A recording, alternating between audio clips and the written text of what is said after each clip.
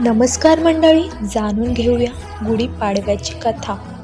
प्रभू श्री रामचंद्रांनी जेव्हा 14 वर्षाचा वनवास पूर्ण केला आणि लंकेच्या रावणाचा वध करून विजय मिळवला, तो दिवस म्हणजे गुढीपाडव्याचा दिवस. जेव्हा श्रीराम, माता सीता आणि लक्ष्मण अयोध्येत परतले, तेव्हा संपूर्ण अयोध्या नगरी आनंदाने न्हाऊन निघाली होती. आपल्या लाडक्या राजाचे स्वागत करण्यासाठी प्रजेने घरांघरांवर उंच विजयाची गुढी उभारली होती. तोच आनंदाचा वारसा आपण आजही जपत आहोत.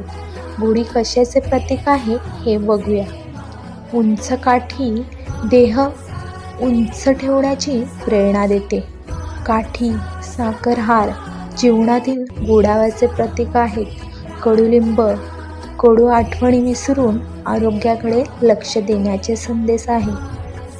जरीची साडी आणि तांब्या हे वैभव आणि विजयाचे दर्शन घडवतात.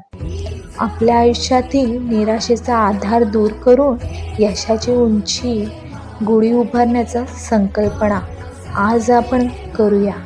जुन्या कडू आठवणींमागे सारून कडुलिंबांसारखे आरोग्यदायी आणि साखरेच्या गाठीसारखे गोड आयुष्य जगण्याची जिद्द बाळगूया.